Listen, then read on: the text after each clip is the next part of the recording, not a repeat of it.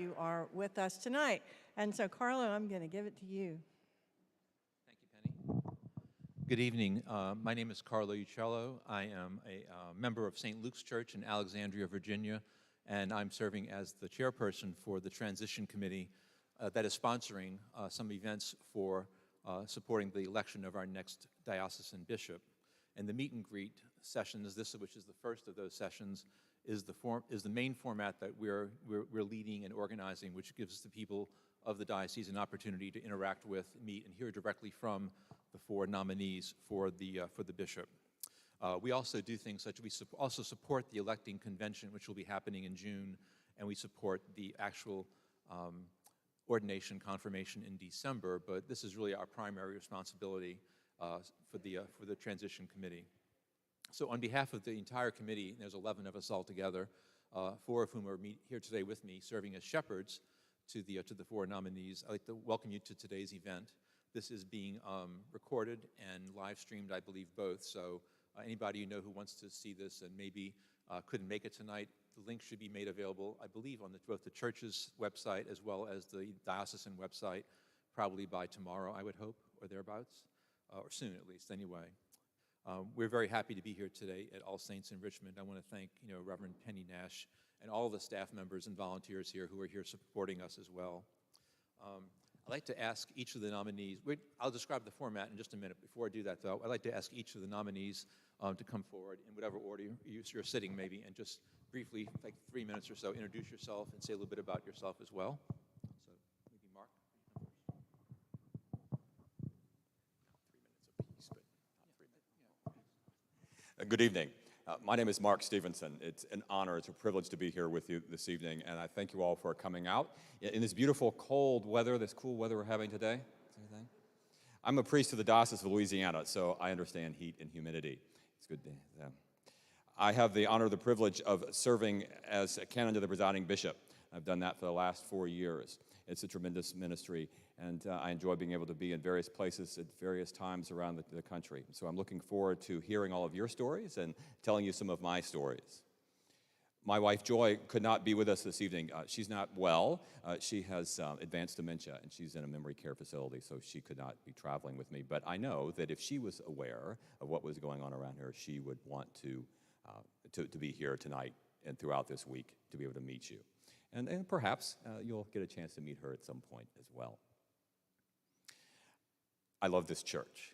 I love the Episcopal Church. I think that our expression of Christianity through how we worship and how we meet and how we struggle with each other and how we struggle with God together is just a beautiful thing to be a part of. It has changed my life.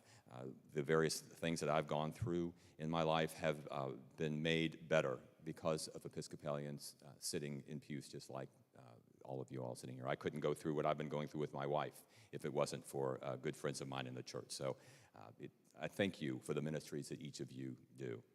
This is going to be a very exciting couple of days, fast-paced couple of days for all of us up here. So on behalf of my colleagues, they won't make any mistakes, but I will say something that I shouldn't say.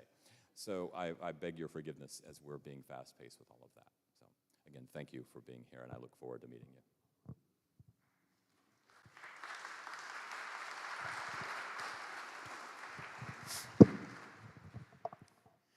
Good evening. My name is Gideon Pollack, and I'm the rector of St. John's Episcopal Church in Cold Spring Harbor, New York, and I'm honored to be here with you all. I love the Diocese of Virginia. My faith was buoyed by and shaped by my experience of growing up in the Diocese of Virginia, in particular at the Shrinemont camps and at St. George's Camp, where I was both a camper and a counselor and a chaplain for many, many years. And I'm honored to be part of this process and to be back here with many friends and to be in a diocese that I love.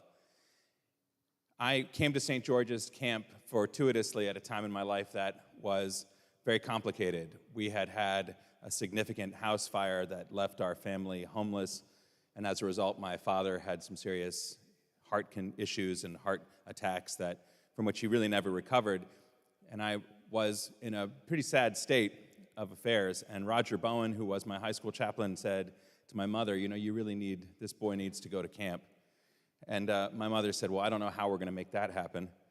But I did go to camp, and that experience changed my life. Though it opened up every door in the world for me. And I just can't thank the Diocese of Virginia enough for the outpouring of love, the faith, and the fellowship in faith, and all that I learned from being a member of the body of Christ that I learned there. So I'm pleased to be with you all. I'm thankful to be here. I look forward to our time together in the small group sessions and getting to know each other more. And I just thank you so much for this honor. Oh. Mark said he was going to make mistakes. I made maybe the cardinal mistake, which is I'd like to introduce my beautiful wife, Sarah, who is also here with me and traveling. Thanks, Joe.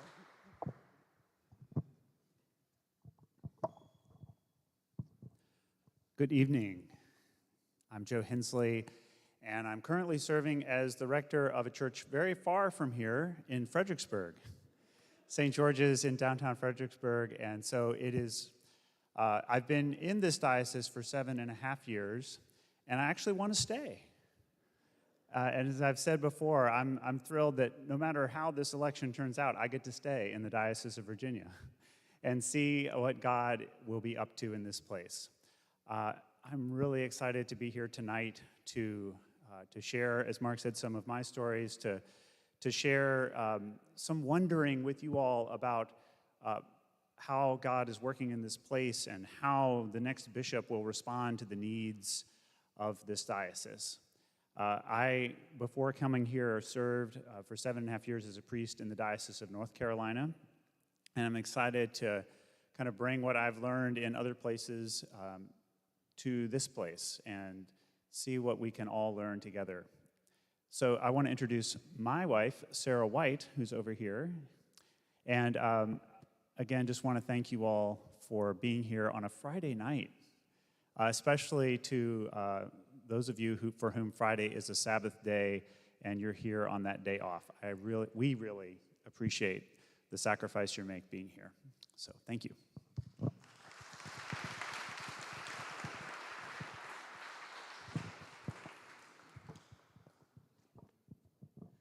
Good evening.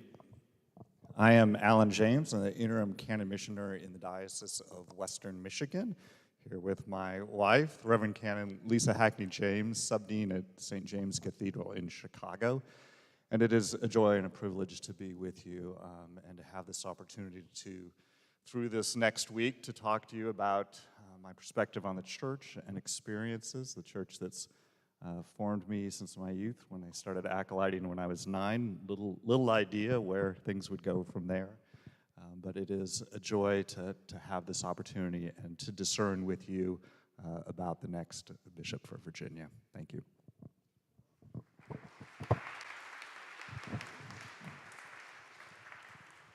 Thank you all. Thank you all very much. We're going to give you a chance to hear from each of these candidates separately. We're going to do it in a way that they aren't debating one another, but that they also get the same questions asked of them as well, so you all hear how they answer those same questions. And to do that, we're going to break the room up into 4 groups. So when you came in, you may have been given a sheet of paper that had a cross on the upper right-hand corner of a color, either, I think, blue, red, orange, and I forget the other color, green, I believe. So if Penny will describe to you which color indicates what, but if you don't have a sheet of paper, stay here in the nave. And the 4 groups, one will stay here in the nave, and the other 3 groups will go to rooms in the church. And you will stay where you are for the entire rest of the evening, and the nominees will rotate from room to room. So that way we have less movement and less delay, hopefully, between the sessions. In order to get all 4 nominees a chance to talk to you equally, we're going to break these sessions into 20 to 30 minutes each. So hopefully this session overall won't last about 2 hours. Not a lot of time to hear from each person, but you will hear from them all. And I would like to remind you also that the other 5 sessions, hopefully they'll all be live streamed or recorded as well. That's the plan. If you don't hear a question asked tonight that you care about, I encourage you to listen in on live streaming or recordings, because there are other questions at other places. They're not the same questions being repeated 6 times. And unfortunately, we can't take questions from the floor today, but we do have index cards at the front and a bowl.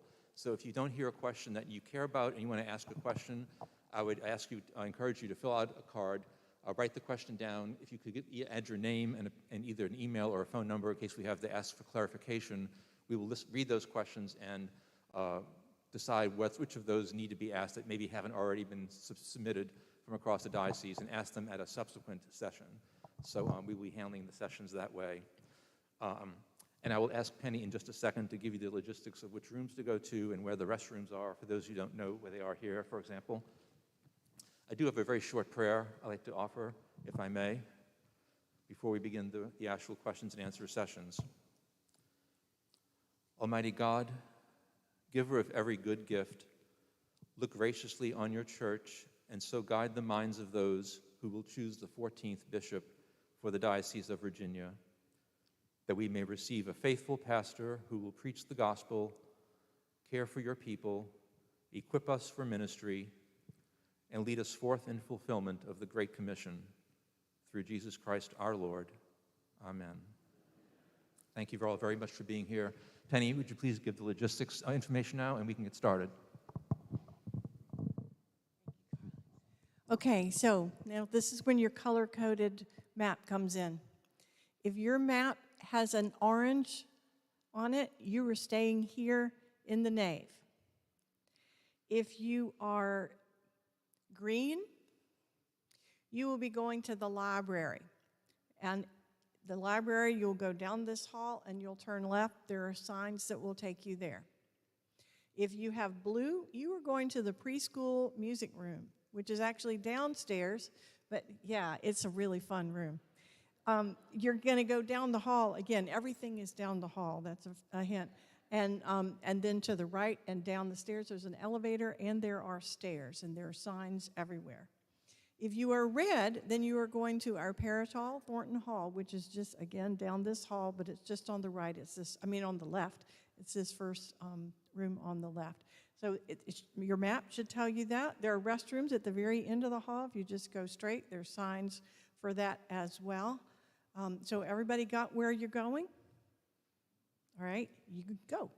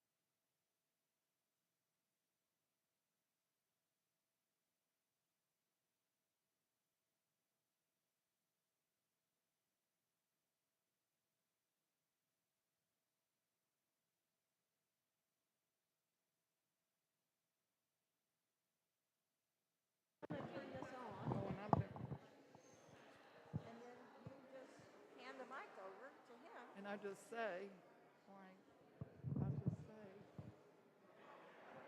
can I? You want me to get them started? Hey, you know how to make them sit down. Okay, everyone, could you please have a seat and we'll get started in here? So this is session 1, and this is with Canon James. Thank you, Penny. I have 5 questions based on what up here. You might want to take your mask Oh. off and speak slowly because there's an echo with so few people in here. Speak slowly. You're also in the South. Yeah, this could be difficult.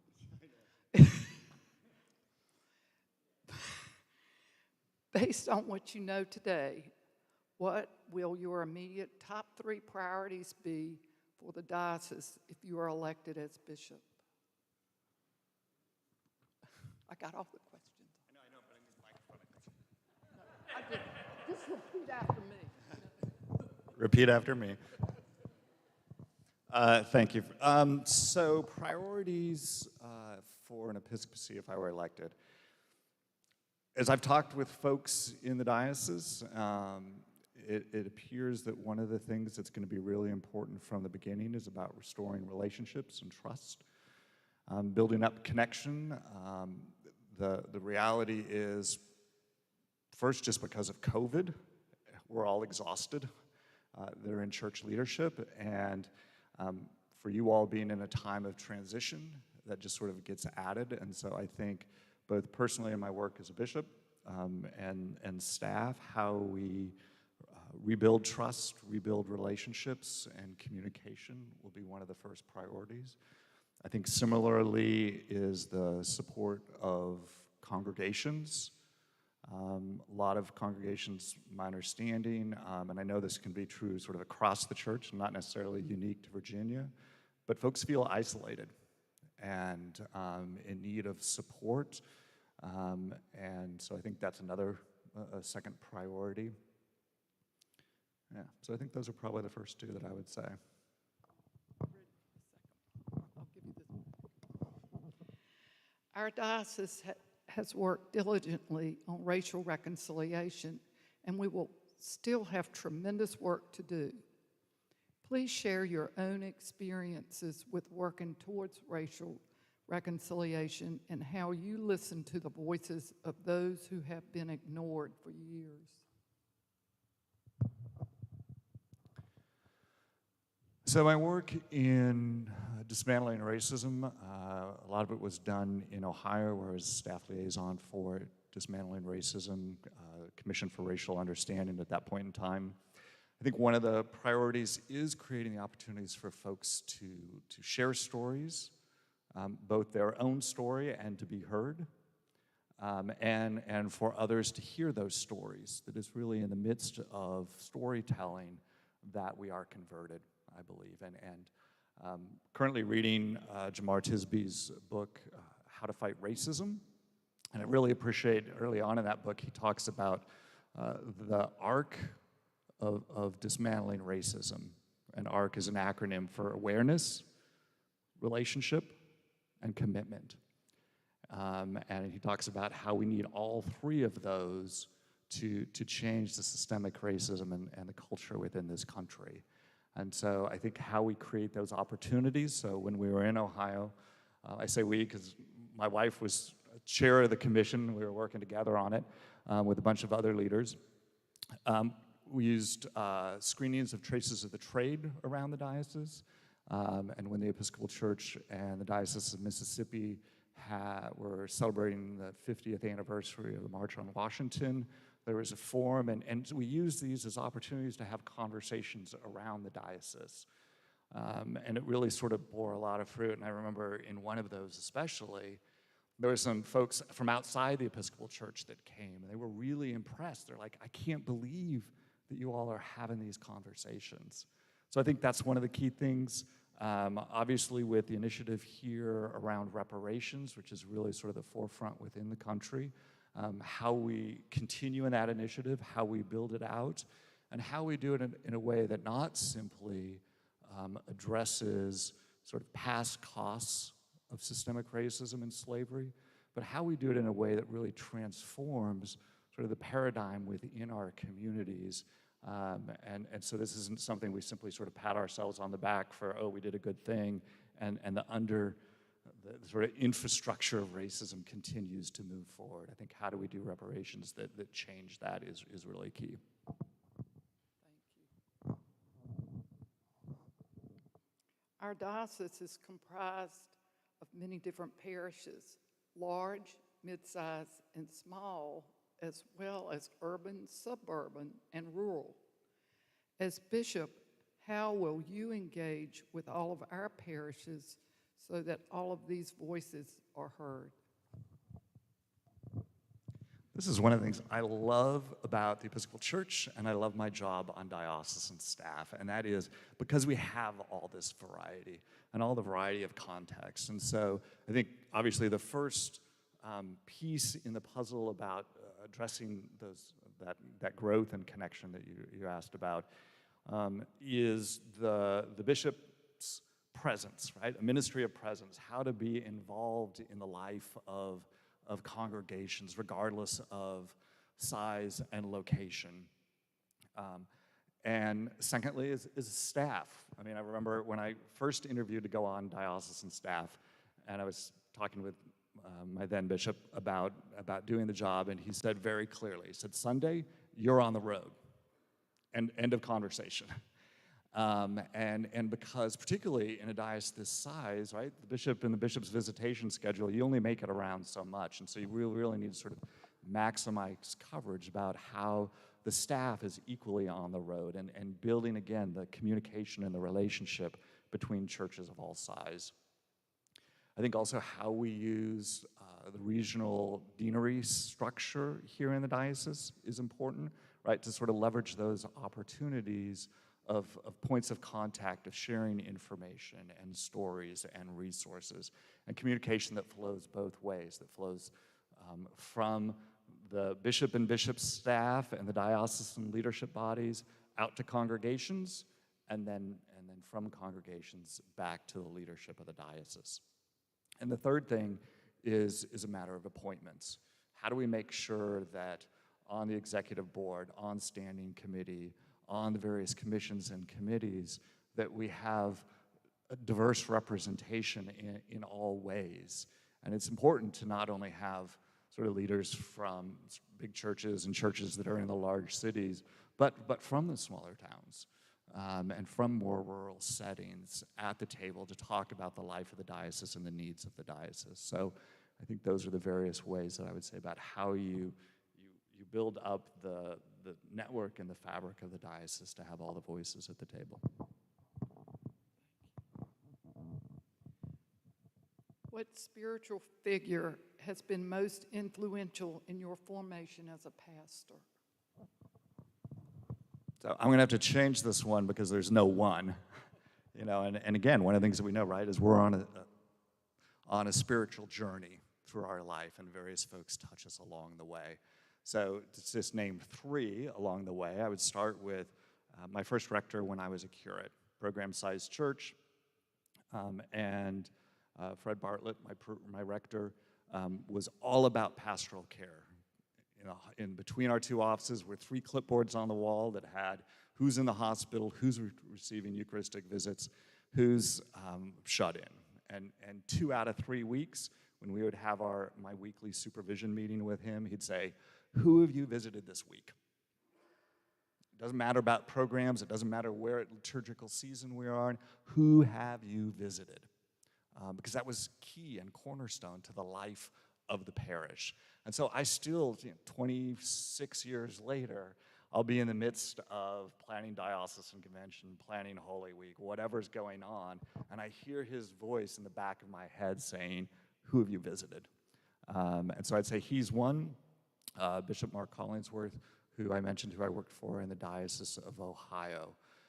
He really sort of modeled sort of pastoral care, in one sense, for congregations and leadership in conflict, that when there was something going on in a parish, that he was not afraid, both personally and in our office, someone from our office to sort of be present with parishes, to work through whatever the issue was.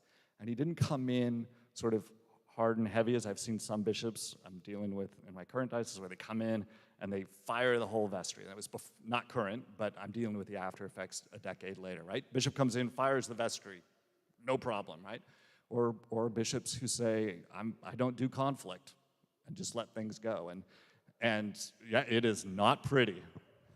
And so I think it's really important, again, sort of in pastoral care of church leaders, lay and ordained, about how a bishop sort of comes in, or diocesan staff, and listens to what's going on in the situation, reflects back sort of truth, and helps parties hear one another.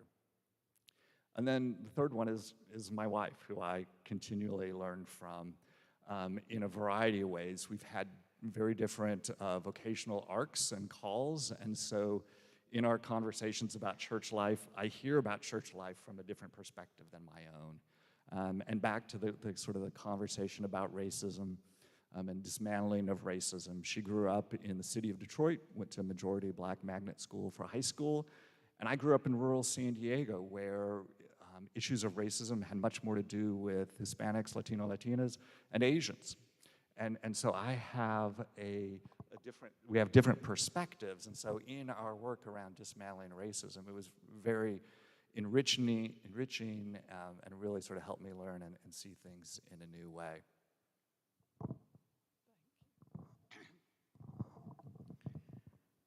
What has your experience been with working with deacons, and how do you envision deploying them now and into the future?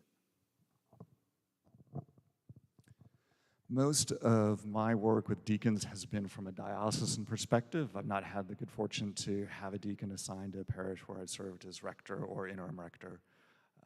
And because of that, it is much more this issue around deployment and formation, and what is the ministry of deacons and what is it not. And so I think it's really important, again, that the diaconate is rooted in our baptismal covenant, and those promises we make around seeking and serving Christ and all people, working for justice and respecting the dignity of all people. And understand that sort of the diaconate is still relatively new here in the Diocese of Virginia, as opposed to other sort of parts of the church. And so I think how we increase the visibility of the diaconate and help people know what it is. And then with that becomes a sense of what's the difference between the diaconate and priesthood and lay ministry. And the diaconate, as I understand it, is really about communicating to all of us in the church and reminding all of us about our ministry and vocation of service to others and to the community. And so calling us to pay attention to that part of our life and our work.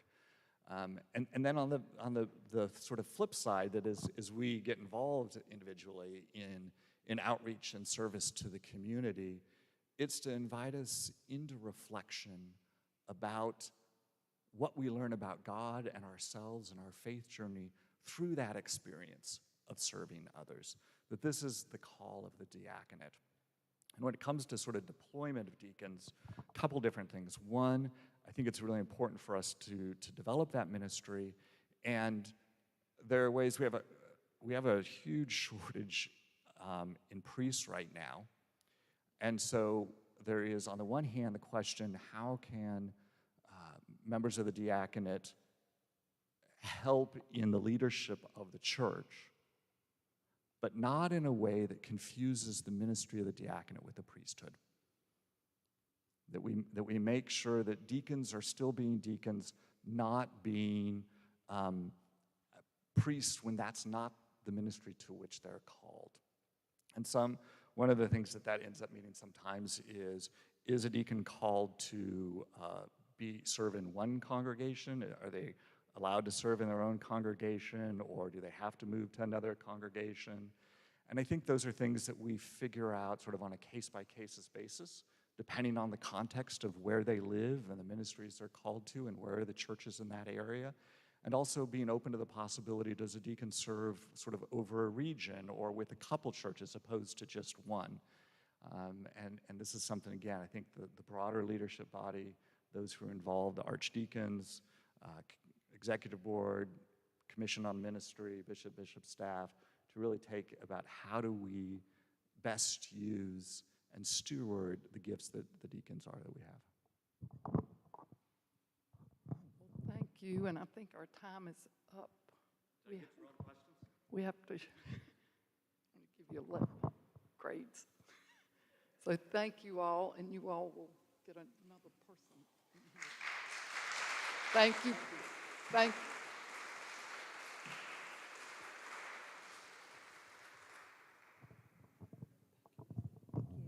Okay, so you get you can take a breather, but stay where you are. And Canon James is going to go on to his next space.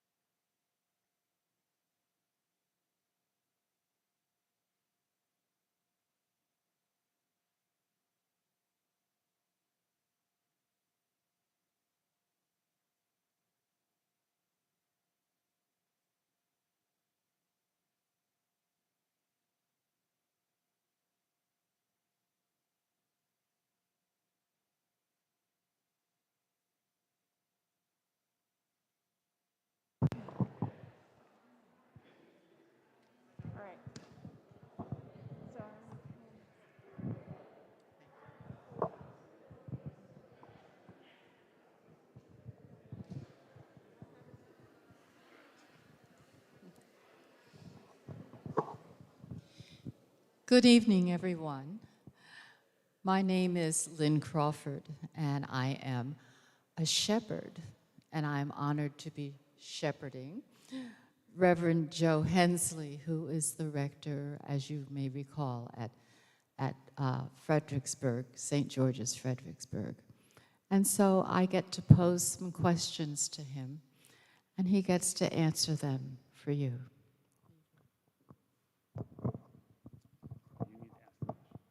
Oh, that's true. Yeah. We didn't need a mic at the last place. Based on what you know today, what will be your immediate top 3 priorities for the diocese if you are elected bishop?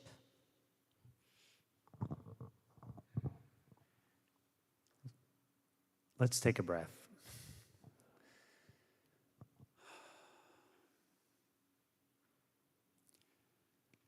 Well, I think the first priority is always to proclaim Jesus Christ as our Savior, to proclaim the grace of God in Jesus Christ through the Holy Spirit.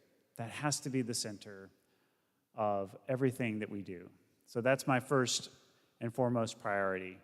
And not only to say that, but to say, how can we not only continue to do it the way we've always done it, but how can we do it in new ways? How can we be thinking in terms of mission, going out to proclaim Christ, to make Christ known?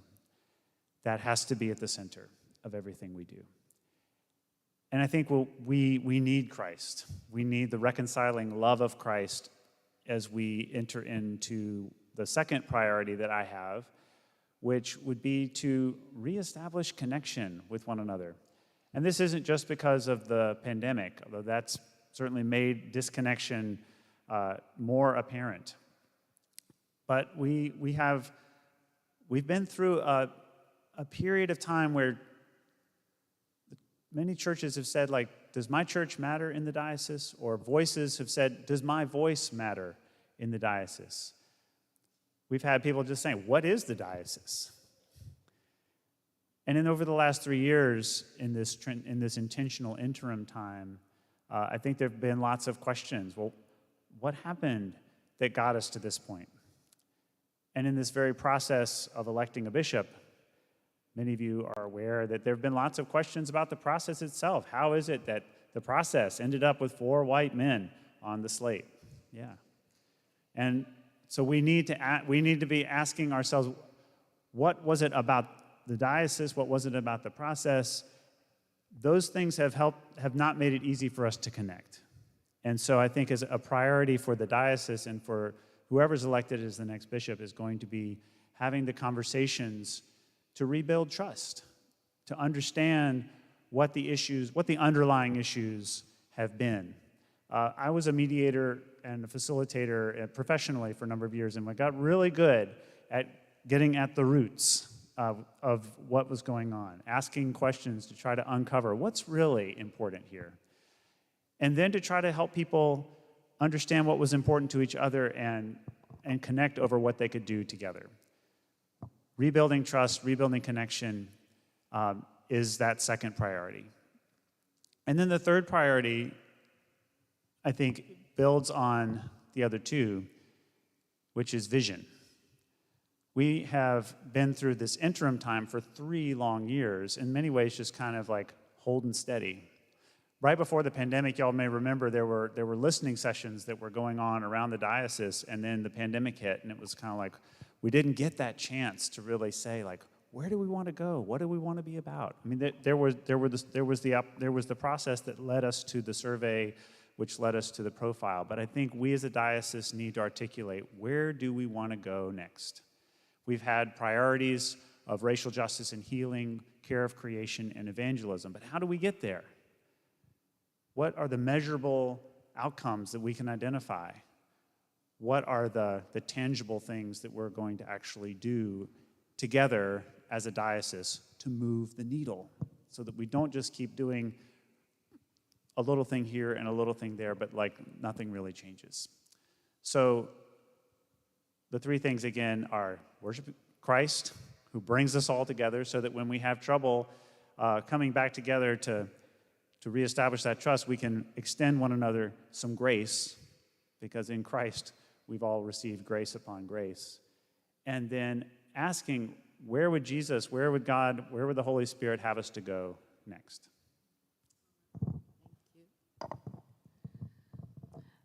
The next question.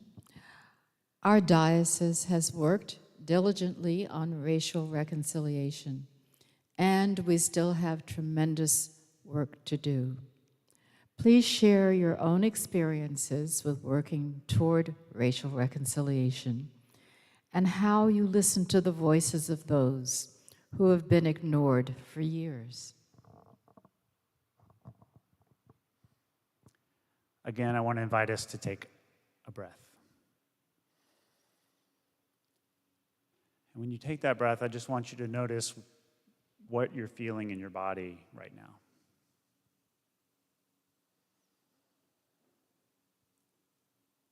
And I say that because I think when we talk about race and racism and white supremacy, we can have a tendency to tighten up and stop breathing. So let's breathe. This is not easy work. When I was in the 8th grade, growing up in Greensboro, North Carolina, I heard that the Ku Klux Klan was going to be marching in my city. And I said to my father, I want to go and be part of the group of protesters that's going to be demonstrating. My priest from my church was one of them. And my father was like, but he went with me. And that was my first experience of confronting white supremacist bigotry face to face. The next year, I was in high school, and there was a walkout of students because there was a racist cartoon in our school newspaper. And from that came a group of students that was elected by our peers to serve as a committee to try to figure out how we could, as a student body, come together. And we worked, they brought in these facilitators, a multicultural group of facilitators with the flip charts and the markers, and the tape and everything. And they got us, all of us different students from different backgrounds and cultures, to actually listen to each other and talk to each other. And I was like, that's what I want to do. I want to be that person. And so a few years later, I got trained as a facilitator and a mediator, and then later went to work for a dispute settlement center in Orange County, North Carolina. And at that time, in the early 2000s, took my first dismantling racism training and began leading those efforts with groups of work teams and educators. I went on too long in the last session, so I got to cut my answer a little bit shorter this time. All is to say, this has been a work for me that has gone on my whole life. It has been the center of it has been a center of my ministry, and there have been plenty of times where I have taken 2 steps forward and 1 step back. All right, I still have my work to do, and 2 years ago, we're getting ready on May 25th to have the 2-year anniversary of George Floyd's murder. I made a determination that I was going to take it up another notch. And this has been continuing that work for my own self, as well as encouraging my parishioners, forming a racial justice and healing commission in our church, recognizing that this has to be work that we do every day. It can't be work that we do sometimes and then come back to later. And I think rather than racial reconciliation, I like the term racial justice and healing that we're using now, because we really were never reconciled. We were never conciled to begin with. The country was founded in a way where people were apart. The European whites were held up as the standard, and everybody else had to conform or serve. And so we can't say that we reconcile, but we can seek healing together. And part of that work for me is listening to the voices of those who have not been listened to. And when I do that, taking that deep breath and doing that body scan, especially when someone says something that makes me uncomfortable, and to say, I wonder why I'm uncomfortable right now. I wonder what I can learn. I wonder how I can ask God to help me open my heart. And I think if we can do more of that work together, then we can continue this work of racial justice and healing that we've done for a long time and we will continue to do.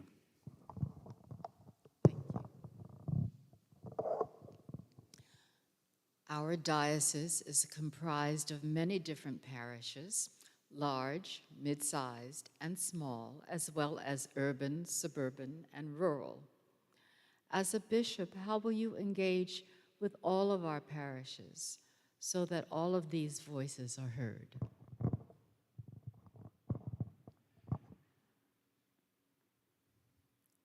Let me start by saying that size does not matter. If we really believe what the Bible tells us about the body of Christ, we believe that every part needs the other part. The large congregations need the small ones. We need the college chaplaincies. We need the camps. We need the retirement communities. Amen to the camps over here. Yeah. So in order to be the body, we have to recognize the importance of each individual piece. If you watch the video that I did, I showed this image. I don't know if the camera can see it very well. I'll try to hold it up. This is a lot of times how we think about diocesan ministry. There's a purple dot in the middle, and all around it are other dots, and they're all connected to the middle dot. And we think, okay, well, the diocese is that thing in the middle, and then the churches and the chaplaincies and the camps and everything connect in and through that middle dot. I want to see us be a diocese that looks like this, where the parts all connect to one another, where they form a net. Jesus called fishermen, they didn't fish with lines. They fished with nets. And the net can hold our work together, our collective work. And this net can cover the territory. I mean, the diocese is also not just a bunch of churches and camps and conference centers and chaplaincies. The diocese is a place. It's a land. It's a geography. And too often we're sort of so focused on the different parts, but we miss the parts in between. But with a net, we can cover the territory. We can bring the church to the whole diocese of Virginia.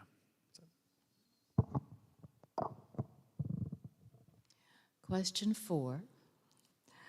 What spiritual figure has been most influential in your formation as a pastor?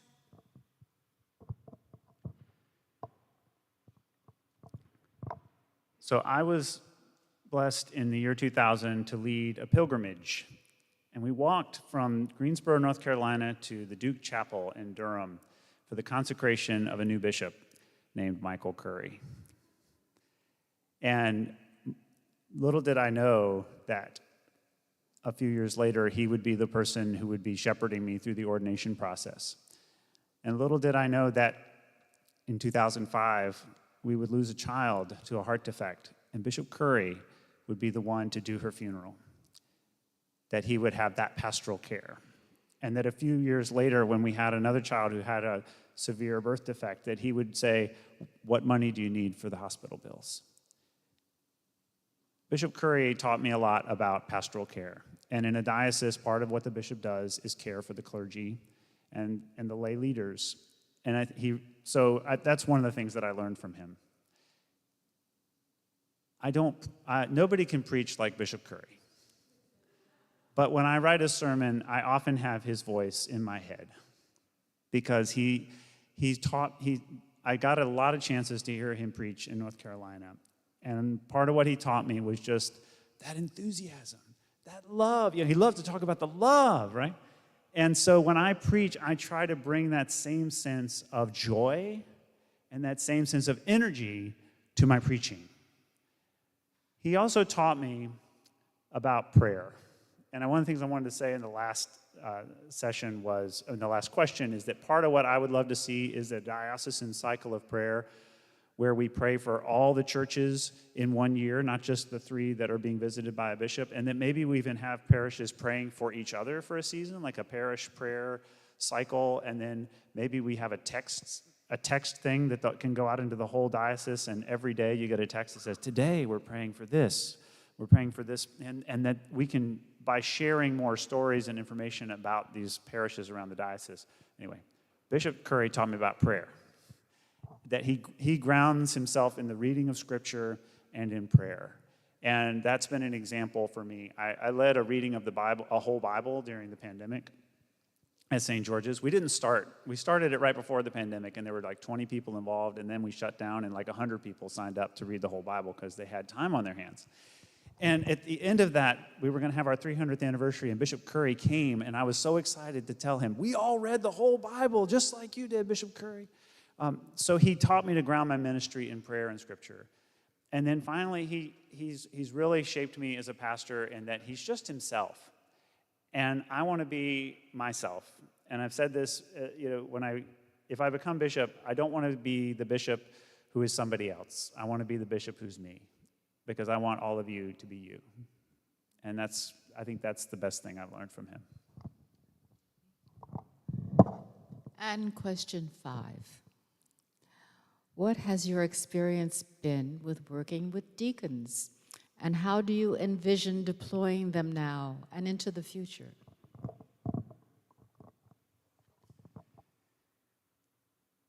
Well, I started off by being worked on by a deacon.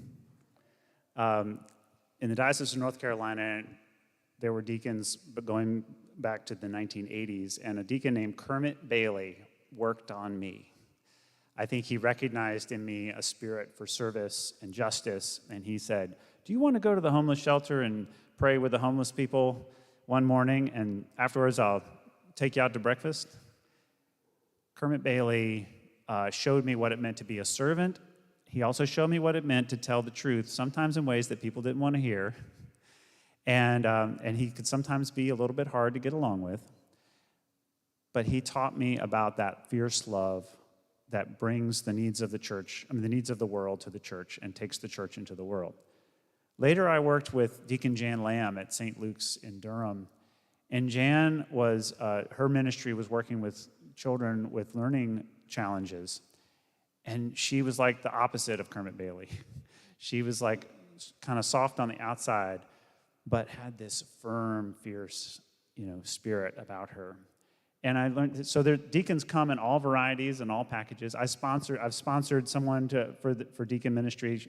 And so I'm very familiar with the diaconate. I love the diaconate. I want to see the diaconate grow. I want to see a deacon in every parish and mission in our church. We need more deacons. So I could see deploying the deacons by, if we can take the ones we have and ask them to maybe go to a different church on a Sunday and just say, here I am, I'm a deacon. Do you even know what a deacon is? We have a lot of education to do.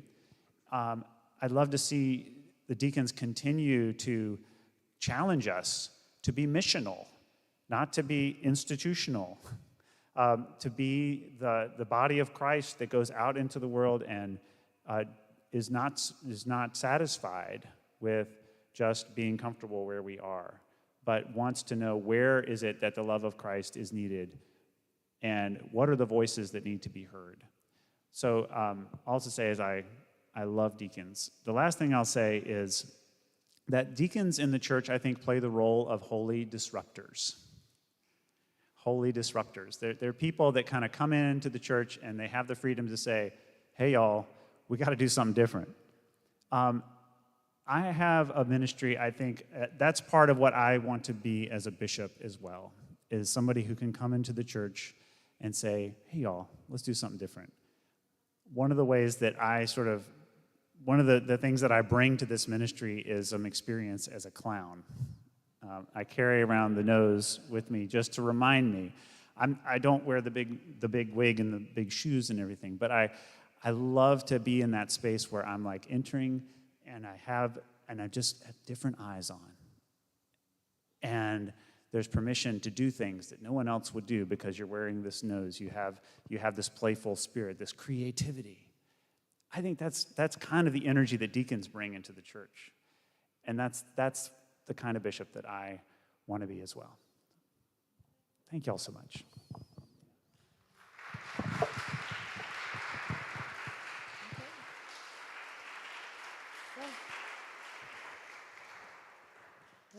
We'll surprise them. Thank you very much.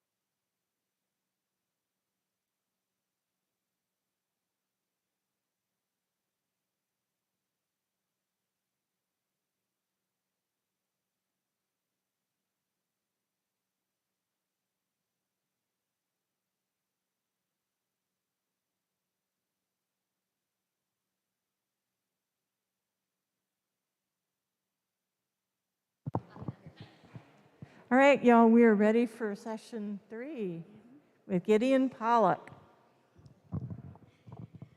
Good evening, everyone. My name is Barbara Marks, and I'm a member of the Transition Committee. I am the rector at St. John's Church in West Point, and I am honored to be here and to introduce Gideon.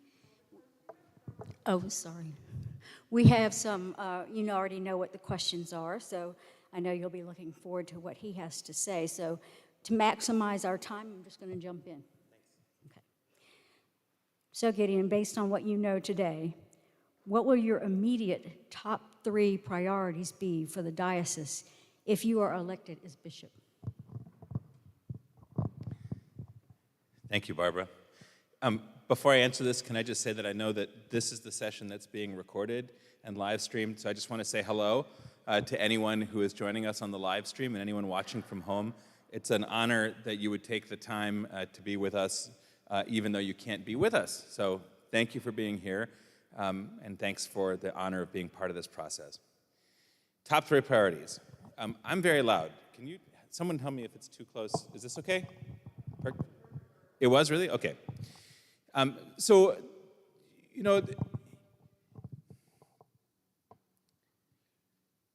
I've been trying to discern what the top priorities are of the diocese rather than the top priorities, what my top priorities would be.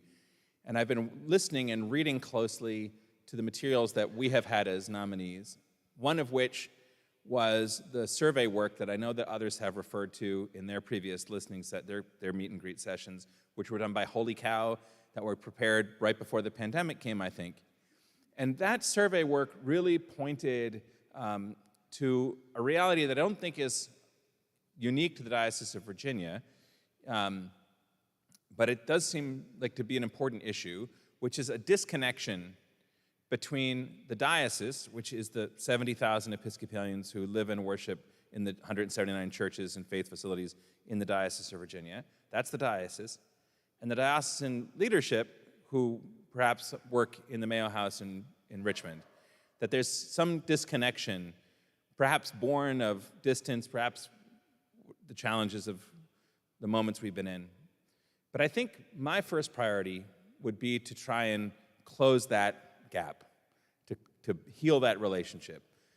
Anyone who knows me knows that I'm an intensely relational person. I love being in relationship, and I really value the relationships and friendships that I make. And I would hope that as we come to know one another, which would be priority 1, to come to know one another and rebuild trust, you'll find that to be the case, that I would value the relationships with the leaders of this diocese and those part of our worshiping communities.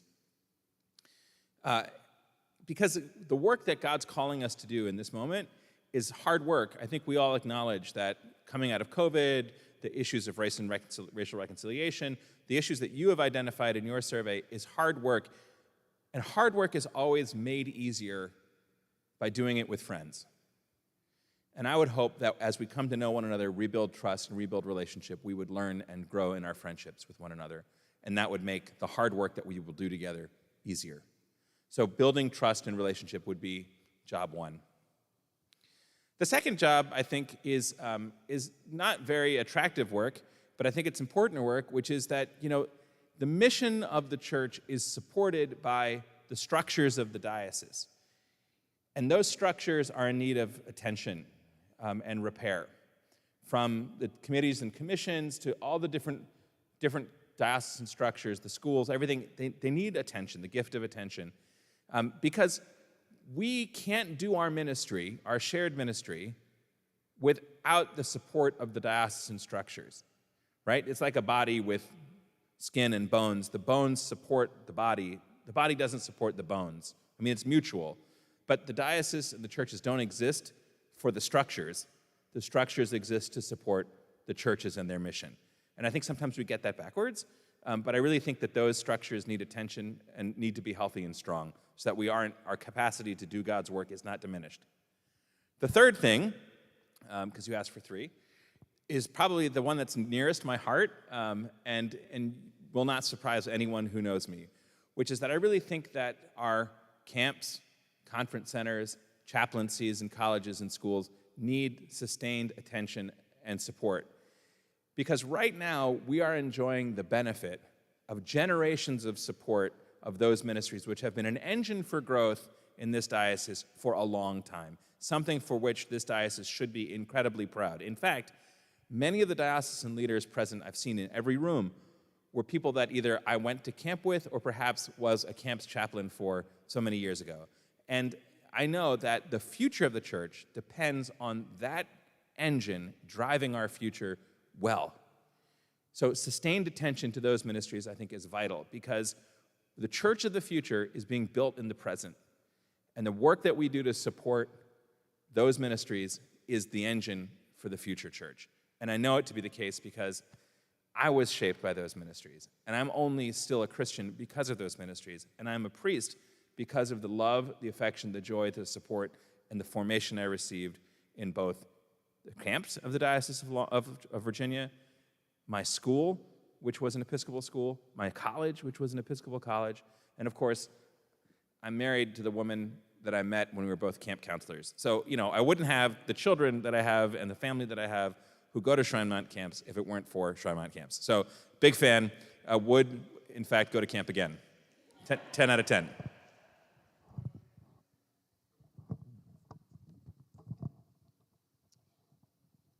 Thank you for that thoughtful answer.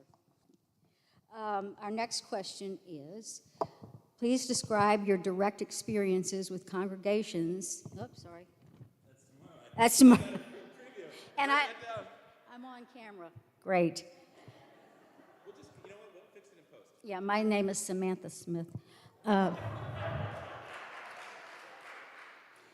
the Diocese of Southern Virginia. Our diocese has worked diligently on racial reconciliation, and we still have tremendous work to do. Please share your own experiences with working towards racial reconciliation and how you listen to the voices of those that have been ignored for years. Thank you. I can't sit for this one. You can sit. I'm going to stand for this one. I just can't sit for this one. I'm sorry.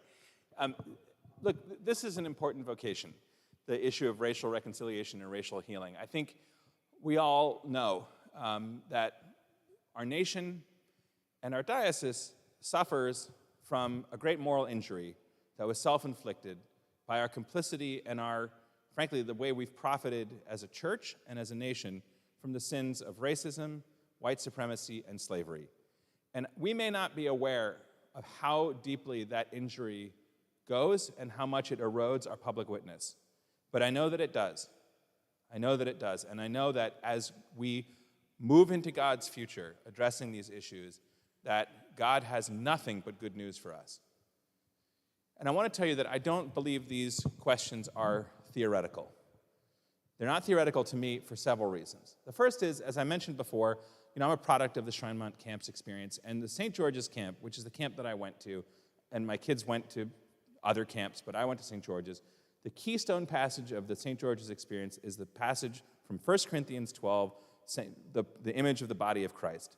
And in that passage, St. Paul writes about how when one member of the body suffers, the whole body suffers. When one member of the body is injured, the whole body is injured. When one member of the body is honored, the whole body is honored. If there's any health in the body, it's the whole body's health. And if there's any illness in the body, it's the whole body's illness. That passage taught me that we are all connected. No matter what we look like, no matter how we worship, no matter who we love, we're all one part of the family of God, equally members of it, equally valued in it. This was driven home to me in a particularly personal way, and this is not unique. I know this experience is not unique to me, but it's an experience that I have had. Sarah and I are blessed that one of our children, our daughter Abigail, is a young woman that I met when I was on mission in Western Kenya, and who came to live with us when I was a teacher at the Episcopal High School. So I met Abigail when she was 11. She came to live with us when we were 13. And I'll never forget, and I know this is not unique, I'll never forget, Abigail was invited, like many folks, invited to go stay with a friend over one of the holidays. And she was so excited to go. And her friend's father was a professor at the University of Washington and St. Louis. And so I called them to say, can you tell me a little bit about the travel plans, where she's going to stay, and this was just after Michael Brown was murdered. And of course, they live in Ferguson. And I found myself having to explain in an unexpected way to Abigail, a girl I loved deeply, who had lived in the United States for 1 year, 400 years of America's tradition of racism, and trying to explain to her why she might not be as her friend Emma in Ferguson, and how to protect herself. Because I knew that even though she considered herself to be very different, she was a Kenyan, and if anyone asks her, are you an African American? She says, no, I'm an African. But nobody sees that from the outside, right? And she didn't realize the challenges that she faced. And I remember that moment, and it was a moment of awareness that I should have been aware of before, but I wasn't. I'm thankful that I had that moment, and I know I'm not unique in it, but it was a powerful moment for me. I also know that our family, I'm married to a Virginian with deep roots in this diocese and deep roots in Virginia. Our family, like many families in Virginia who have a long history in this state, are wrestling with issues of race, racism, historical memory, ancestry, pride. It's a challenge. And I think that I'm not alone in that, but it's an experience that I'm having with you and with the diocese as it wrestles with the same questions. So I think that's personal as well. I want to tell you a little bit about the work we've done, which I know there are others. I'm seeing my friend Charlie, who's done such courageous work at St. Paul's. There are others who've done similar work, but it's the work that we've done. At St. John's in Cold Spring Harbor, shortly after I got there, I found out that we were the owners of a burying ground for people of color that had been ignored for the entire history of the church. When we first found the burying ground, rediscovered where it was, we did so because one of the descendants of people buried there came looking for her ancestors. And we thankfully went there together, found the burying ground, and prayed there together. Since then, we've been doing the important work of caring for the burying ground physically, trying to discover how many people are buried there. At first, we thought there were about 35. We now believe there are 200. And then finding their names, because they're not on the headstones, and honoring their histories, both in our memory as a church and liturgically. So we remember those buried in our burying ground every All Saints' Day in our necrology. And as we add people who we've come to believe are buried in the burying ground, we enroll them in our record, and we remember them the next All Saints' Day. So that's part of the work that we're doing, caring for the physical property that's ours that has long been ignored, and recentering the story of the people who have a long relationship with our community that are maybe not as well remembered. That's one. The second thing I'll say is that, after George Floyd was murdered, so much about the world was revealed, right? We were all home with COVID, and George Floyd really sharpened our understanding of race and racism in America, as did the experience of COVID, right? The disparate impacts to people of color and also poor people. I lost a friend, a colleague, in the early days of COVID, a beautiful man I loved, Anthony Checo, who's a priest in our diocese, who, when he was diagnosed with COVID, called me to say, Gideon, I want you to pray for me because I know this isn't going to go well. And he died about 2 weeks later. And he was not alone.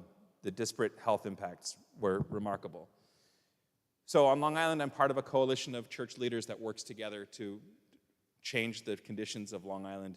That coalition is diverse. It's filled and led by people of every kind, in particular, a strong coalition of people of color that helped to lead that group. That's important work, the burying ground work. And finally, I felt called in the Diocese of Long Island to lead a sacred ground effort, which I offered to the diocese and said, I'm going to put this together, and do you want to offer this to the wider diocese? We did, and in the end, we had over 100 participants from 35 congregations in the Diocese of Long Island participate in that 8-week program of Sacred Ground, and it was transformative for all of us.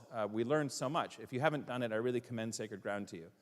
So I guess what I would say is that I have a lot to learn, I'm trying to learn in real time, and I'm committed to this work, whether or not the outcome of this event is that I'm called to be the Bishop of Virginia. I'm committed to this work, and I thank God that my eyes are open to understand and appreciate the world the way it is experienced by so many people, and I'm thankful every day for the gift of clarity and the opportunity to stand against evil, especially the evils of racism, white supremacy, and slavery.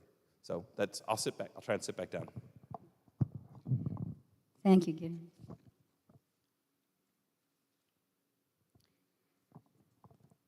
Our next question.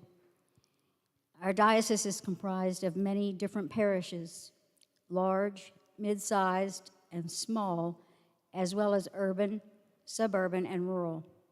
As bishop, how will you engage with all of our parishes so that all of these voices are heard? Thank you. So we got these questions, all the candidates got these questions, as a list of number 1 to 30. And when I first read this question, I chuckled a little bit, not because I had any problem with the question, but because my experience reminds me every day that this diocese is diverse and has churches in urban and rural settings. Because I had the privilege of serving some years ago, some of you know this, some years ago I was privileged to be Bishop Lee's clerk. I was like the clerk in 1997 to 1998, and one of the chief duties of being the clerk to Bishop Lee was driving. And so we drove to 2 churches every Sunday, and every meeting that Bishop Lee had, I was there for and drove to. So we put about 45,000 miles on his car in the 30 weeks that I worked with Bishop Lee, and I visited so many of the churches, the enduring gift of which is that when I'm driving around Virginia, I still navigate by church, right? So I just say, okay, I think I know where that is, because if you make a left in Keswick at the church, then you kind of scoot around to the... So that's been an enduring gift. And I've also gotten the gift of worshiping in so many of those churches, and it's really, it's amazing.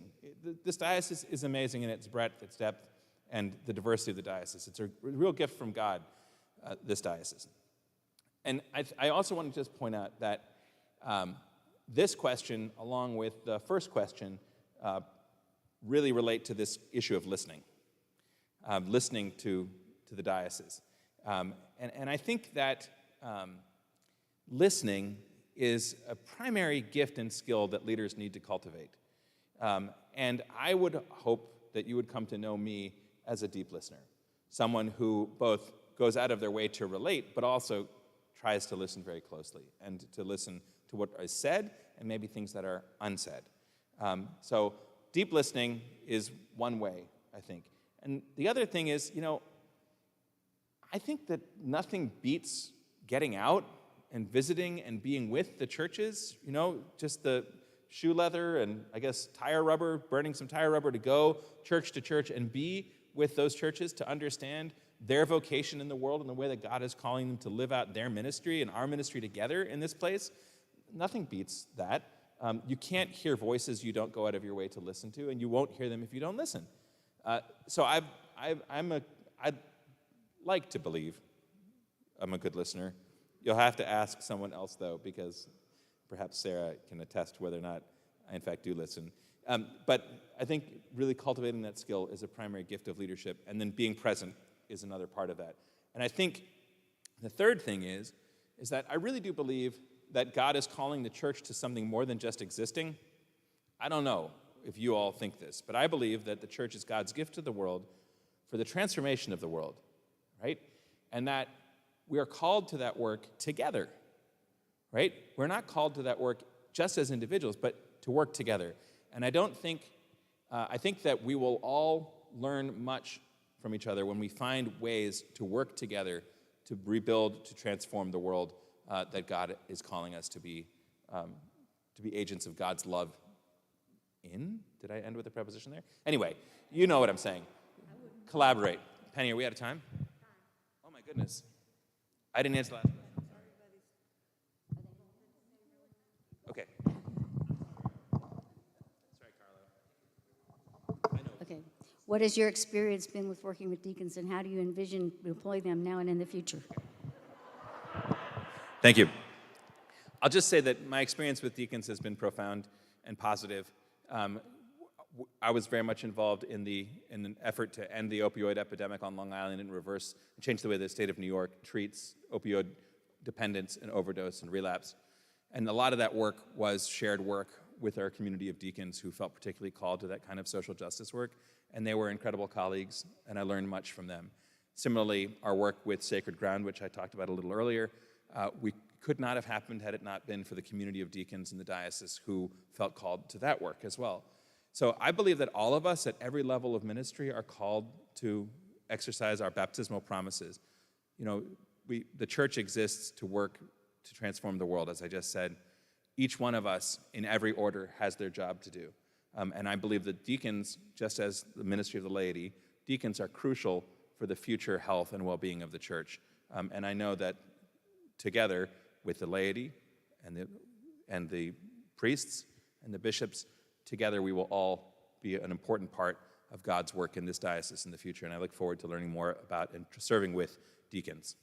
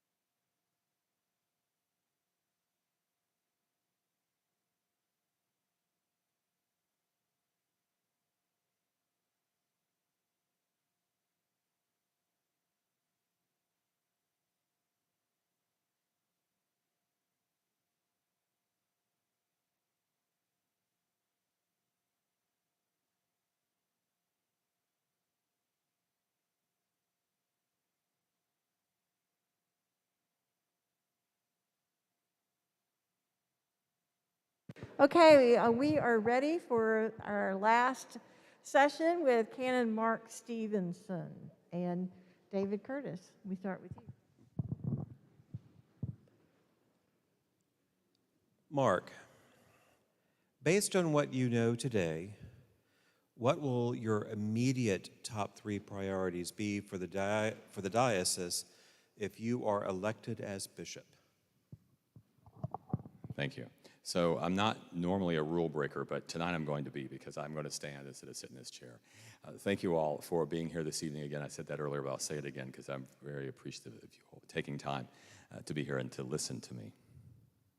So the top priorities. First and foremost, I would want to engage with you all to form new and strong and deep relationships. And you all got to learn to trust me, and I've quite honestly got to learn to trust you. Forming new relationships is always a difficult thing, and if we can't at least trust each other, it's hard to move on past there. Now, I know from reading your profile and having conversations with people, and this is not atypical of other dioceses or congregations around the church. I know there's some trust issues here, some in between congregations and regions and that sort of thing, but that's okay. We can work on all that. I think in order to build trust, to build deep relationship, we've got to go about it with a couple of things in mind. One, we've got to have integrity in our conversations with each other. We've got to be honest with each other. You need to know that when I say something, I'm telling you what I really think and what I really mean. And I need to know that when you say something to me, that you're telling me really what you think. You're not telling me just what I want to hear or what your pastor or your senior warden wants me to hear. I need to know what you are thinking. Even if we don't agree with each other, that's okay. That's okay if we don't agree. No two human beings are going to agree on everything all the time. But we have to be honest. We have to have integrity, and we have to be willing to take the risk of honesty. I'm never going to get upset at you for being honest with me. And I would ask you to let me be honest with you as well. A second part of building trusting relationships is that we have to show concern for each other. We have to have pastoral care for each other. We need to know where each other are in the situations. We need to know what our triggers are. It's one of the reasons why I told you earlier, and I'll talk a little bit later on tonight about my wife's situation, is that you need to know that about me. It's part of who I am. And I can't really engage and develop a relationship with you if I don't know important things about your life. So we have to show that pastoral care, that concern for each other. And then we have to have proper reckoning with each other, proper response. If we say that we're going to do something, then we need to check in at the end of it and make sure we did it.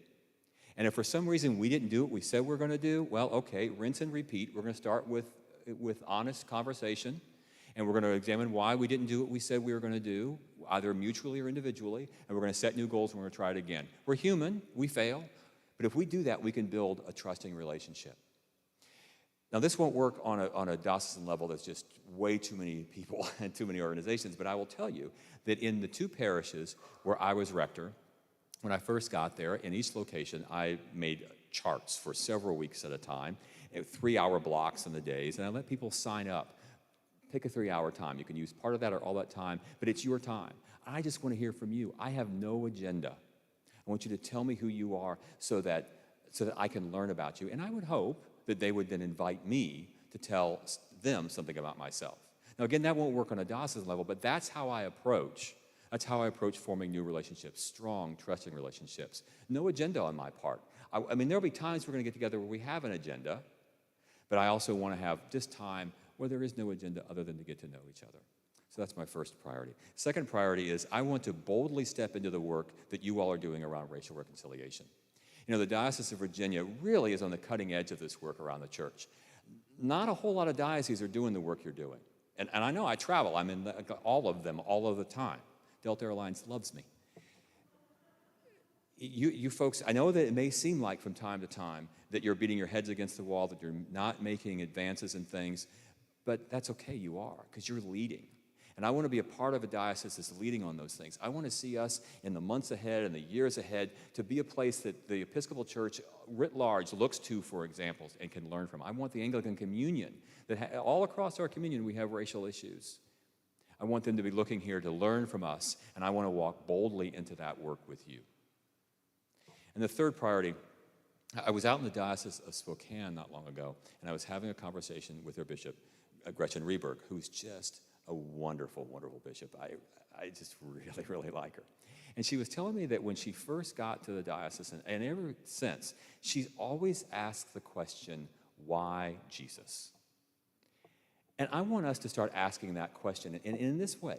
If you were to ask me, somebody out in the room would ask me why I love baseball and why I'm a Chicago Cubs fan, which I am, even if that offends anybody in the room, I can stand up here and talk for hours with passion about how much I love the Cubs. And I can talk to you about how important Game 7 of the 2016 World Series was for me and how formative it was and how the entire world was watching that night and should have been watching that night. And it's just the greatest thing that ever happened in all the history of the world. Now, I can talk with passion like that, but how many of us, when asked the question, oh, I know you go to St. Swithin's, you're a Christian, you're an Episcopalian, what's up with this Jesus guy? How many of us respond with the same kind of passion that I can respond to about the Cubs?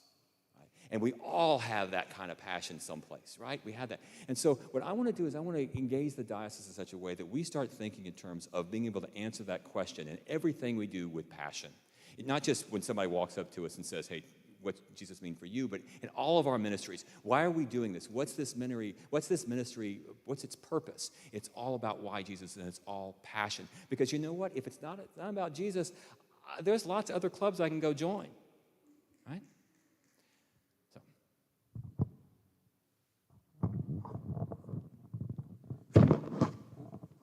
My apologies. As you mentioned, our diocese has worked diligently on racial reconciliation, and we still have tremendous work to do. Please share your own experiences with working towards racial reconciliation and how you listen to the voices of those that have been ignored for years. So I grew up, when I was young, primarily, in a military town. And it was diverse, I thought. And I thought I understood what it was like to be around people of color and people that were different from me. No. Several events in my life started to shine a light into the darkness on all of that. But the first real big turning point was my life, my experiences in post-Katrina New Orleans. I was on the bishop's staff at that point. I served on the bishop's staff there for 8 years. And, you all may remember 2005 and the pictures you saw on TV and the stories you heard, and, there was great devastation of property, and it was horrible. The devastation was horrible. But what Katrina really did was rip away this veneer that all of us in South Louisiana had over our lives. This laissez le bon temps rouler, let the good times roll, it's all gonna be okay, we can all get along together, let's just have a party. And in New Orleans, we know how to throw a party. But all of a sudden, we started looking around. I started looking around. And I realized that, you know what? I, as a white, married, heterosexual, cisgendered male, have a privilege that people of color don't have. Even starting from where I could buy a house. In most cities, definitely in New Orleans, the property where all the poor folk, primarily black folk, were living, where the place where they was in the lowest places, 19 foot of hurricane floodwater areas of town. I stood in lines at government institutions. I stood in lines working in churches, and I saw the government discriminate against people of color. I saw churches and volunteer organizations discriminate against people of color who did not discriminate against me. It was in my face in a way that I could no longer ignore it. We started a ministry in the Diocese of Louisiana. We bought a house not far from the diocesan center, and the idea was to use it for a ministry, primarily for helping women of color coming out of abusive situations, and the city of New Orleans would not give us tax-exempt status for the building when they found out what was going on. And I, as a white man with my white lawyer, had to go down to the tax assessor's office and argue to not have to pay the $20-some thousand a year in taxes on this building. I know from my own experiences that I am never going to truly understand the experiences of a person of color in this country. I'm not going to. But I know that I have an ability and I have a responsibility. Guilt's a whole other thing. It's not about that. That's a whole other conversation. But I have a responsibility to work toward reconciliation. The second big turning point in my life, For a couple of years, I was the director of Episcopal Migration Ministries. You all may know or may not know that the Episcopal Church is one of 9 agencies that work in partnership with the federal government to resettle refugees from around the country. And these are people that have come out of the worst imaginable situations of persecution. I mean, some of the stories I've heard, it's amazing. And the Ukrainians are in the news right now, we're trying to Ukrainian refugees to the States, but they predominantly look like me. But most refugees don't. Most refugees are people of color, and they're of different religion than me. And they get here to America, the land of opportunity, and the door is slammed right in their face. And if it wasn't for the good, hard work of churches and other volunteer organizations, they'd be fighting an uphill battle. It's indescribable. But there's joy that sometimes is found in our relationships. I can remember sitting around tables hearing all these stories and just shuddering at what's going on. But I also remember a time I was in Arizona and I was meeting with a family from Afghanistan. It was a mother and 4 daughters, 4 girls, ages, 13 to 20 probably. And they had been in the States for just a little less than a year, and they had just experienced their first Thanksgiving. They don't have Thanksgiving holiday in Afghanistan, right? And they were just amazed. The girls were telling me the stories of all the food and the different kinds of things and stuff. Now, I'm from Louisiana, so I asked them if they had turducken. You all know what turducken is, you know? A chicken shoved in a duck, shoved in a turkey. It's just an amazing thing. Well, the mother's looking at me like I am making this stuff up for sure, right? She's got the suspicious eyes going on me. What are you telling my daughters? But the girls are just having fun with this. We're talking. And I'm sitting there and I'm thinking what these people have been through, how they've been persecuted. But here is a time where, at the basic level, for all people, it's about family. It's about finding joy in life. It's about living the life as a beloved child of God the way we're supposed to. And I know that I have a responsibility to do what I can so that all people have that. So that's the default position. And the default position is not persecution, is not making someone second class.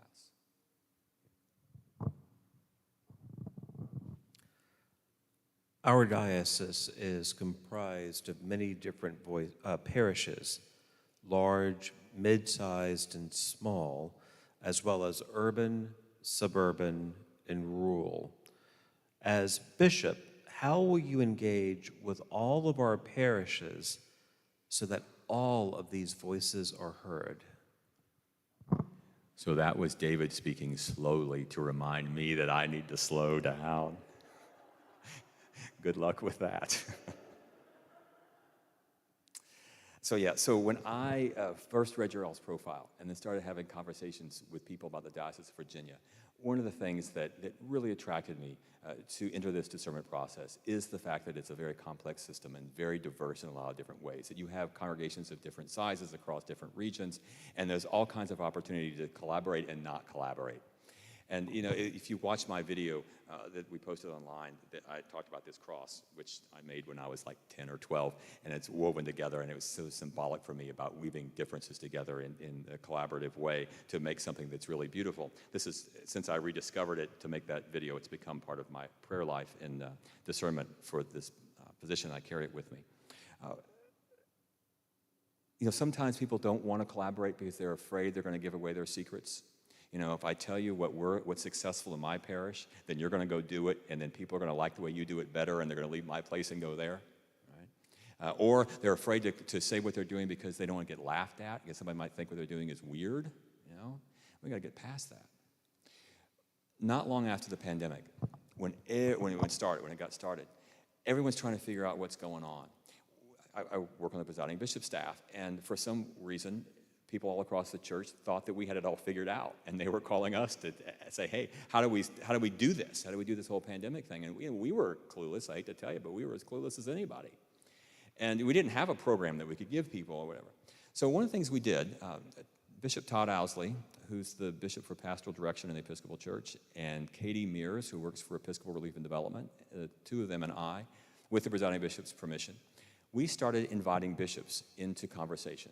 We would just, groups of 6, 8, 10, 12, we'd say, hey, come talk to us about what's going on, what you're looking to do, what's working, what's not working. We're going to be on Zoom for an hour from this time, come if you can. Now, bishops typically are the alpha leader in the room, and they expect people sort of to defer to them. And when you get 2 or 3 or 4, or let alone 100 of them in the room, God help us. We had no idea what we're going to get, because they can be very territorial.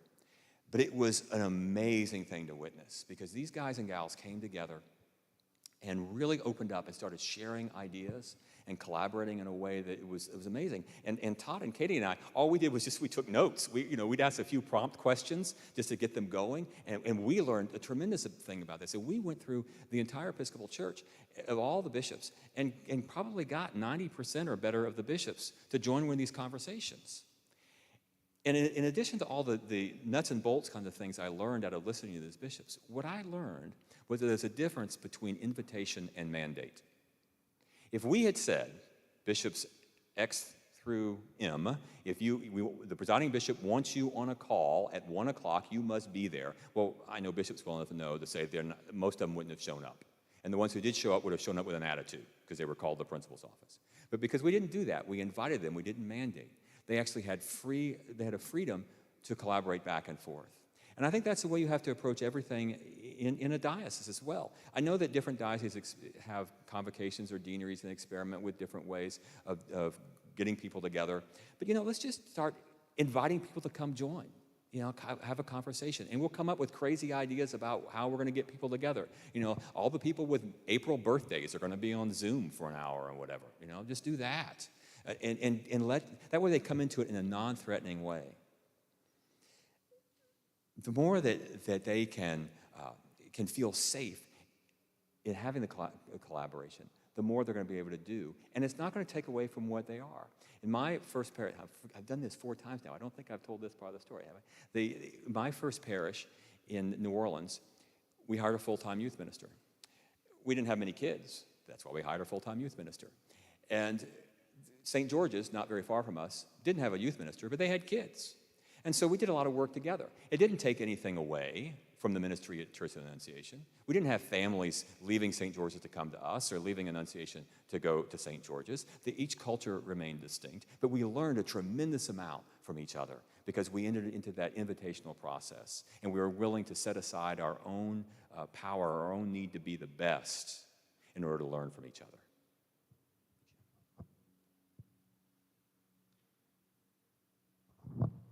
Thank you, Mark. We have about 5 minutes left. What spiritual figure has been most influential in your formation as a pastor? So when I first heard this question, I thought, ooh, Jesus, right? No. But we're just going to take that as a given. We'll just put Jesus up there. We assume that. Then I started thinking about some of the great spiritual minds and thinkers and prayers and preachers over the centuries in our tradition, Julian of Norwich, Gregory the Great, Dietrich Bonhoeffer, C.S. Lewis, any number of big minds. And I read them. I've read a lot of that stuff and continue to read that stuff, but that's not where I want to go with this question. When I think about spiritual figures who have influenced my understanding of pastoral care, how to be a pastor, I think of 2 people. First, I think of Father Carl Cannon, who was the priest more than anybody responsible for my discernment for holy orders and sending me off to seminary.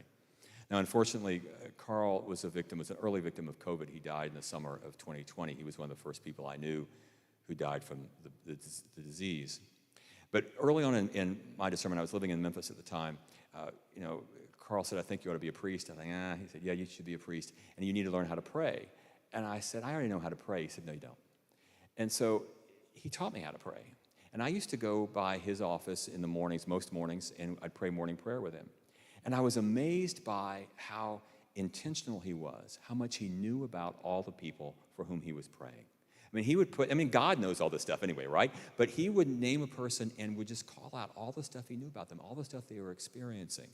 And he had spent enough time with them as their pastor that he knew the depths of what they were going through.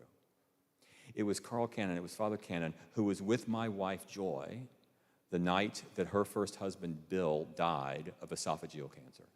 He was diagnosed in February of 1990. He died in November of 1990. Very fast disease, esophageal cancer. It was horrible. And it was a terrible time for Joy and Bill. And Carl was actually with Joy one evening at Bill and Joy's home. And Joy was really struggling with end-of-life issues for Bill, feeding tubes and morphine and all the kinds of stuff that people agonize over near the end of a loved one's life. And at the end of the evening, Carl said, okay, it's time, I should go. Let's go back in the other room and pray with Bill that I'm going home. And they walked into the bedroom, and Bill had died while they were outside in the other room praying. And Joy often would say that if it wasn't for Carl Cannon, she would not have made it through that night, let alone the next weeks, months, years. And it was Carl Cannon who knew Joy so well and who knew me so well that a couple years after Bill died, invited the two of us to lunch, fixed us up, and then 2 years later officiated our wedding in January of 1995. Carl taught me about presence and knowing who you're pastoring. And the second person who is the biggest influence on my life pastorally is my wife, Joy, who is the most godly, saintly person I have ever met in my life. Now, when I met her, she was a labor and delivery nurse, and she delivered babies for a living, and she taught childbirth classes. Now, how's this for a first couple of dates? She invited me to go with her to one of her childbirth classes that she was teaching. Ooh, this is fun. Yeah, sign me up, let's go.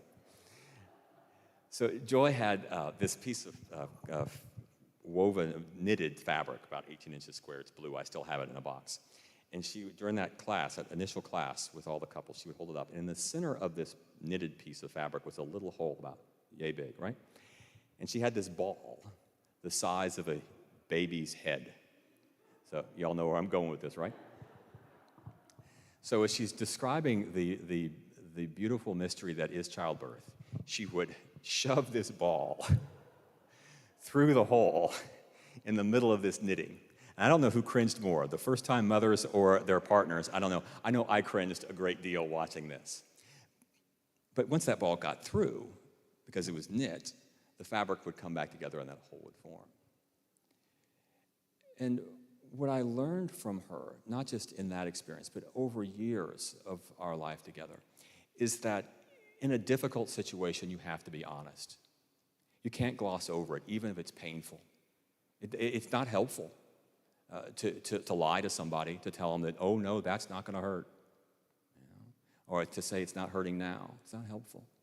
And then, through all that, at the end of the day, the fabric came back together. The human body, marvelously designed by God, comes back together. God's going to work it all out. Now, sometimes not the way we expect, and sometimes there is tragedy, but God ultimately is in charge. Joy taught me that. And she taught me that in all of that, into being honest, being truthful, throwing some humor into it, that can be a little helpful too. It can be really helpful in a lot of cases. And then in the last couple of years, she's also taught me something. And she was diagnosed with mild cognitive impairment in the fall of 2016. And over the course of 5 years, her disease progressed to the point in late 2020, I could no longer take care of her at home and had to put her into memory care in January of 2021. And she is now at a place in her progression of her disease that she's no longer aware of the disease. Thankfully, she still knows me most of the time. Not always, but most of the time. It's a blessing that she knows that. But what I have learned from her, even without her actively teaching me this, is that I need to be present with her where she is. And that's the heart of being a pastor. I'm not there to fix her. Lord knows I can't fix her. Nothing I can do can fix her. I got to be where she is. My wife will start a sentence on one subject, and by the time she gets to the end of the sentence, she's gone through a dozen different subjects. And wherever she ends up, that's where I am. And that's where I engage her. It drives me nuts when I watch people around dementia patients who try to argue with them or explain things to them. That's useless. What I've learned from her is I need to check myself at the door in a pastoral situation and simply love her for the child of God that she is. It's not my responsibility to fix her. It's my responsibility to love her. And that is the heart of being a pastor. Mark, this is your last question. You have about 2 minutes. So, talk fast. What has your experience been working with deacons, and how do you envision deploying them in the Diocese of Virginia? So now for the fourth time tonight, I get to say, I'm working with a deacon right now, and it's wonderful, right? I mean, and they gave me the archdeacon of the diocese, one of the archdeacons. I don't know if that means they really wanted to check up on me and follow me around. I don't know, but this is really cool, and David's done a great job. Now, I am very excited about the fact that the church has been for the last several decades working to rediscover, to turn loose the historic diaconate, to raise up that blessing across the church. I think it's an integral part, the diaconate is an integral part of order in and of the church. I've worked with and known a number, I could list dozens and dozens of deacons that are doing tremendous work and have been had a great effect on me, but I want to mention real quickly 4 of them.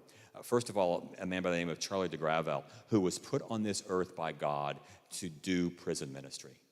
It's an amazing bit of work that he has done in Angola Prison, which is in Louisiana, just north of St. Francisville. And they're all lifers there. It's hard time. And he's gotten in there and built a congregation. With the Diocese of Louisiana, the Episcopal Church has a congregation in Angola Prison that's raising up leaders. It's raising up people in the holy orders. It's regularly celebrating the sacraments and giving people hope and giving people a life with Christ. It's an amazing thing. Charlie's great. Another deacon of the Diocese of Louisiana, a woman by the name of Elaine Clements, who after Katrina, a couple of years after we got things started to get sorted out, Elaine really sort of came into her own and really helped the diocese organize itself and really understand disaster response. And Elaine, over the years, has worked with Episcopal Relief and Development, and much, if not all, much of the work, the product that Episcopal Relief and Development now turns out when they work with congregations with dioceses and disaster response is as a result of things coming out of work by and with Elaine Clements. Another deacon, Linda Brown, who's out in Denver, Colorado, at the 32nd Avenue Jubilee Center, in a neighborhood that's been regentrifying over the last couple of years. And the works that she's been doing, that she's been leading using asset-based community development techniques, has revitalized not just a congregation, but an entire neighborhood. It's connected people together in ways that most people would never have thought possible. She's literally helped write the book on asset-based community development. Talk to me later, I'll give you the link for it. It's fantastic. And then a fourth deacon that I want to mention, who serves in a role that one might not normally go to thinking of a diaconal role. A woman by the name of Drew Hazel, who serves on the staff in the Diocese of Upper South Carolina, and is one of the most crackerjack, whip-smart administrators and pastoral persons I've ever been around. And I've learned so much over the years watching her engage with clergy of the diocese and laity of the diocese and with her bishops. She's served several different bishops now. She's a true deacon. You know, deacons are called, if you look in the ordinal, they're called to put the needs of the world before the church, to bring the needs of the world to the church, to raise it up so the church is aware of what's going on. And I want deacons who will do that, who will get in our face. When we get focused on the mundane, when we get focused on the system, when we get focused on what color carpet we're going to put in the nave, I want a deacon in my face saying, hey, there are people out there that are hurting. We need to get out there and engage ministry in the streets, in the highways and byways. Quick note on deployment. I'm not completely sure what y'all's policy here, so I may be stepping on toes, I don't know. Different dioceses have different policies about deploying deacons. In the Diocese of Louisiana, where I was, at least at the time I was there, when I was on staff, it was the policy of the bishop that when a person was raised up to the diaconate, that person would then have to leave that parish and go someplace else. Now, I understand the reasoning for that, and in some cases, I think that's the smart thing to do. But I don't believe in a one-size-fits-all model. And just like with all things deacons, I would want to engage the deacons in the discussion around things. If we're talking about how we're going to raise up deacons, identify deacons, I want to talk to the current deacons. They understand it. If I'm talking about how we're going to train them, I want to talk to the deacons. They have input on this. They understand it. I'm called to the priesthood, not the diaconate. I want to hear what they have to say. So when it comes to trying to decide when a person is being raised up in a congregation for the diaconate, it may make sense for them to go to another congregation, or it may make sense for them to stay right where they are. Now, that's harder work. That's harder work. It may mean that sometimes we have to have difficult conversations with a person or persons or groups or whatever. But I'm willing to do that because I want to get the discernment right.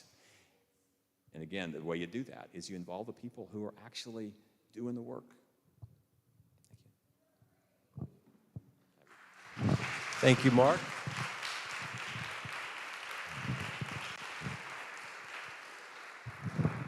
I want to thank all the nominees. it's a lot of pressure to answer these questions, you know, in front of a strange audience and not knowing how it's going to sound when you say what comes from your heart. So thank you all so much for that, and thank you all for coming. Thank Reverend Penny for welcoming us and hosting us tonight. Again, the rest of the sessions will be live streamed. Some will be recorded. I believe most of them will be. So if you want to see more about these nominees, I encourage you to do that. And thank you again. Good night.